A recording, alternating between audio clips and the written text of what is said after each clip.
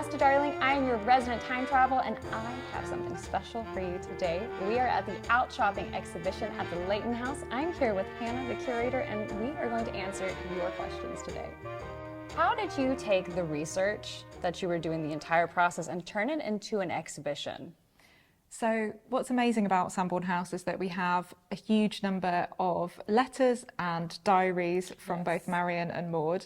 So in a way we were spoilt for choice when it came to research. But in terms of picking the clothing, I really focused in on dresses and outfits which kind of told the story of a particular moment in these women's lives. And I've gone through it. It's actually incredible. We were talking about the time travel and the time changing, because when you're actually in the exhibition, you start out in one decade, I won't spoil it, and you wind up in another decade. And it really does feel like you're time traveling. And you're time traveling with these ladies, which leads me into the second question. Who would you like to meet, Maud or Marion?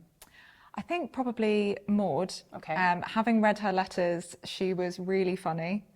Really witty and very creative as well. She added her own personal touches to some of her dresses, and she was an amazing illustrator, so it'd be really interesting to talk to her, and I think she'd be a good laugh. And it's so neat to have the actual letters and the clothing, because so often I feel like you see these people and they're stuck in a picture or in a painting and you don't feel like you get to know them. But we'll show you later, the letters on the wall, it makes you feel like they're in the room with you. And I don't mean that in like, oh, they're here. I mean, it's like the very presence is here, because you have their paintings and you have their pictures and you have their letters and you have the clothing they wore, and it just makes them feel alive.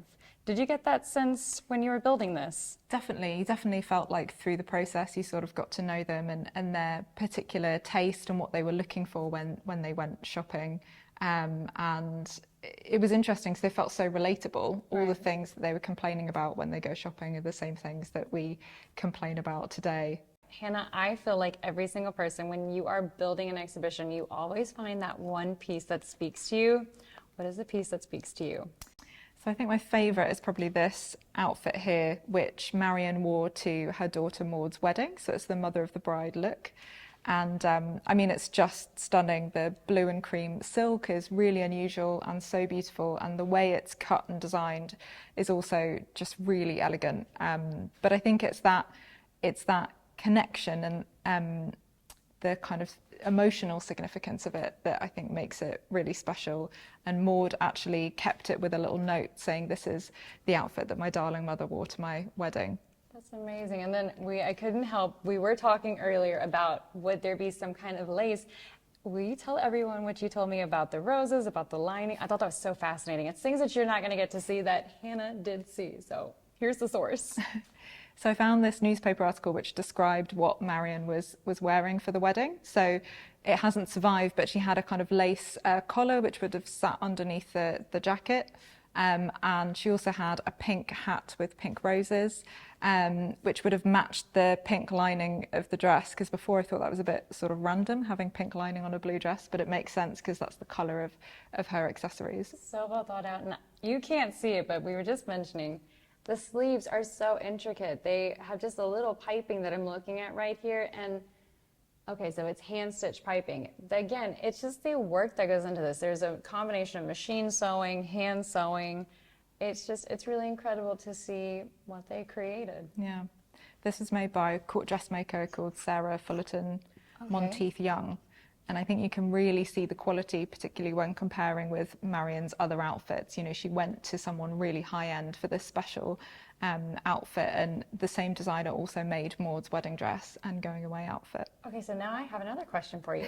Since you went through the collection, were most of the gowns, would you say, purchased from a female dressmaker, or was there a particular they went to a male, or just the female dressmaker they liked? So there's quite a lot of female dressmakers. I would say the majority is probably female dressmakers, but it's a real range. I mean, Marion was shopping at kind of top court dressmakers, but also at department stores, and was starting to buy a few ready-to-wear things which were coming in during this period. So you kind of see the options that were available to shoppers during this time. What's really interesting is that they may look like simple pieces, but the internal is full of hand sewing, machine sewing. Did you have a favorite internal bodice out of all of these? So I think probably the amazing black sequin Russell and Allen evening gown, which had quite a lot of conservation work that needed to be done on it. But when you open it up, it's so complicated inside. And what we realised as well is there's a little diamante buckle on the back, which has been sewn on using amateur stitches. It was clearly done by a member of the family. So a little accessory has been added on at some point, That's so sweet. which is really interesting. So it gives you an insight into how they were kind of using their clothing. And it makes it feel like they're in the room with you. I love that so much because I can imagine over here with this dress, is it a front fastening bodice or back fastening? It is, yeah, it's front fastening. Okay, so what it would happen is that it looks quite simple, but I'm sure that the pleats will part and then you'll have the fastens for the black and then you'll have the lining and then it'll have more fastenings. It's always just, you never see how much work it goes into getting dressed until you are there and you're going, oh my gosh, this is way too complicated. So the way that we kind of did the interview questions is I threw it out to you. I asked you if you had the opportunity to ask a curator any question that you would like, what would you like to see? I think the number one question, what's the challenge of maintaining your collection? How did you pick the outfits? Did you have to do any repairs? How did that process work?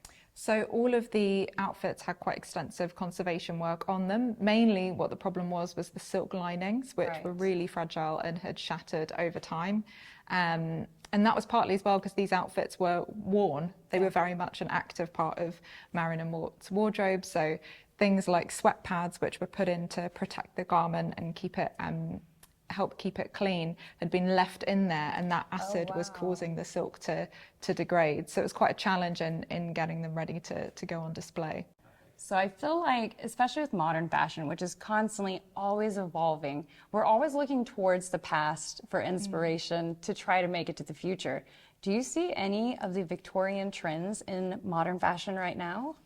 I think the main one really is the sort of big sleeve, or a statement sleeve, which nearly all of these dresses have, either quite elaborate cuffs or quite a lot of volume around the top of the sleeve. That's definitely something I think's come back around in fashion at the moment. I agree, sleeves everywhere. Yeah.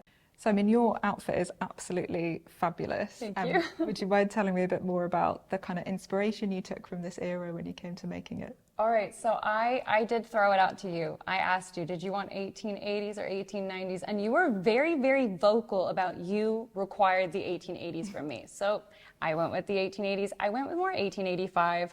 I read the briefing that you sent me, which was fascinating. I was inspired by Maud's love of lace, so I wanted to try to just create something that had also the similar lace effect. And I love how with the 1880s, it's very tailored, but still it has that added femininity. So I wanted just that little touch of lace. I wanted the cohesion with the skirt, with the blouse, with the sleeves, and I'm quite pleased with how it turned out. You should be. Thank you so much. It was some frantic sewing there at the end.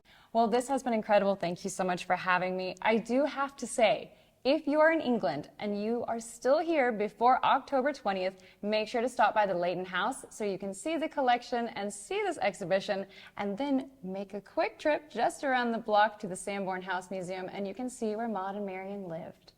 Thank you for joining us.